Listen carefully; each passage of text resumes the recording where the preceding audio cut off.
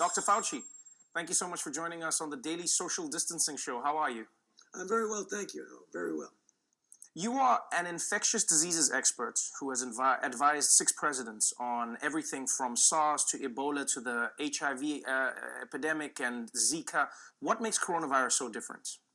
Well, it's different because, when people used to ask me over the years, what is it that I most worry about with regard to emerging infectious diseases, is a respiratory-borne illness that easily spreads from person to person, but that has a high degree of morbidity and mortality. And unfortunately, that's the worst nightmare you could have, is to have something like that. I mean, there are other...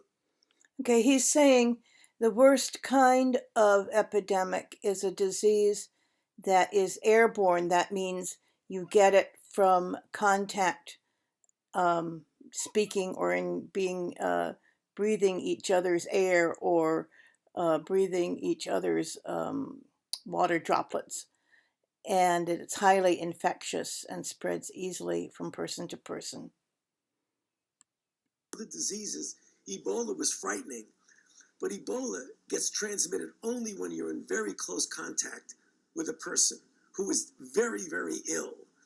With this disease, in some respects similar to influenza, but in some respects very different, it spreads very easily. You can even spread it when you're not symptomatic, so it's insidious. Okay, symptomatic means that you're showing symptoms. So if you are coughing or have a fever, you have symptoms of COVID-19 and you are symptomatic. Insidious and treacherous means they're kind of dangerous and you can't trust them and you can't know what they are doing. And treacherous in that you could spread it easily. The other part about it that's really so different from anything that we've ever faced before is that if you look at the mortality of seasonal flu, the thing... Mortality means the number of people who die. That you and I go through every season, the mortality is about 0.1%. That's a lot. And we get used to that morbidity and mortality. But the morbidity means it makes people sick, and mortality means it makes people die. Mortality of this is about 10 times that. It's at least 1%. So it's a disease that not only is easily spread, but it can be devastating. Devastating means destroying. Particularly for a certain subset of the population. Subset of the population means a group within the population. He's going to talk about how older people and people who already have medical problems are a subset of the population for which the disease is dangerous. Demographically different. The elderly, those with underlying conditions, heart disease, lung disease, diabetes, it can be very serious for them with a high degree of mortality. Let's talk a little bit about the information in and around corona that's I think getting people confused. I see so many conflicting ideas online, and I guess the horrible byproduct of having social media and the internet is everyone is now an expert and everyone has an opinion. I know this is very basic for you, but just to help everyone be on the same page. Help everyone be on the same page means help everybody understand the same things and know what we're talking about.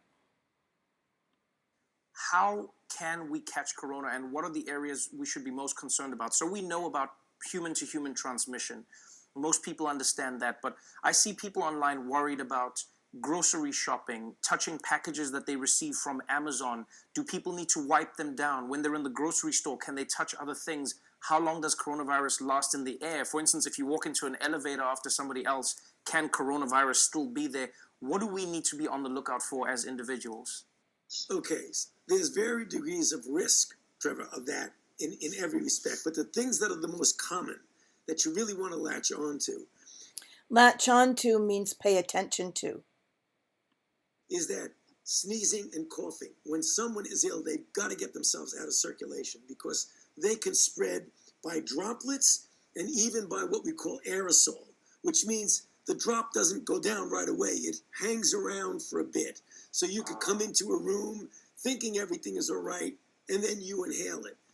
Inhale means breathe in. He talks about droplets and aerosol, but He himself explains what that means, so you can go back and listen to it again. That's likely not the primary way. The primary way is probably droplet.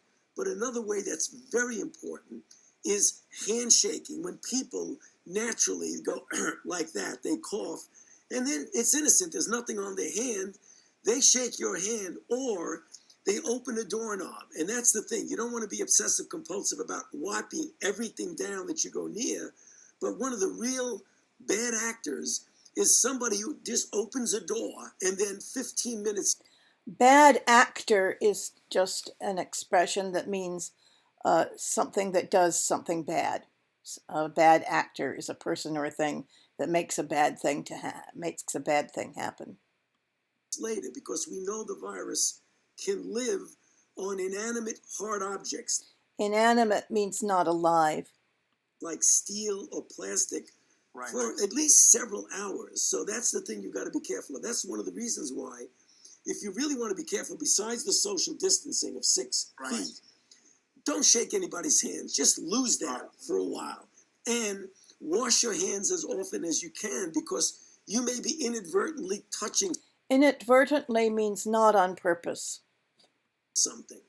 Now, your other question, Trevor, that's important, is that I don't think we need to get completely obsessed Obsessed means worrying too much.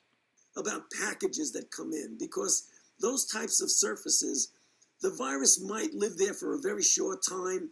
But people say, should I get a package from a grocery store that says made in China? I wouldn't worry about that. That's not the issue. It's more the close things, the hand washing. Let's talk a little bit about what you alluded to earlier, Alluded to means mentioned or talked about. the mortality rates of the disease and how people have misconstrued the numbers. Misconstrued means misunderstood. We know that people who are older or people who have underlying respiratory infections have a higher chance of dying from the virus. But I think people have started to believe that that means young people are immune Immune means cannot get a disease. and cannot get sick from coronavirus. What are people not understanding from the numbers? Trevor, they're not understanding two things that are important. A, even though you are young, you are not absolutely invulnerable. Invulnerable means completely safe, completely protected. For sure, because we're seeing cases. Most of them have some underlying disease, but several don't, who are young people, 30s, 40s, who are getting sick, getting into the hospital, requiring intensive care. Still, the overwhelming proportion are the elderly with underlying disease. But every once in a while, you're going to get a young person. So if you think you're completely invulnerable, you're incorrect. Second issue that's important, that even though you may not get seriously ill, you can get infected with relatively few symptoms, either asymptomatic or mild. And this word asymptomatic means without symptoms. This prefix a means without or not having something. So what he's saying is some people get the virus but have no symptoms, have no way of knowing that they have it. Or he says relatively trivial, means small or little symptoms. Mild, relatively trivial symptoms. But then you can infect another person who would then infect a vulnerable person who would then die. I mean, it's the typical example. I'm young, I'm healthy, but you go home, you infect grandma, grandpa, and your sick uncle. So you have a responsibility, not only to protect yourself, but you almost have a societal moral responsibility. Means a responsibility to be to your society, and a responsibility to be moral and right and responsible. To protect other people. Hi, so I'm here.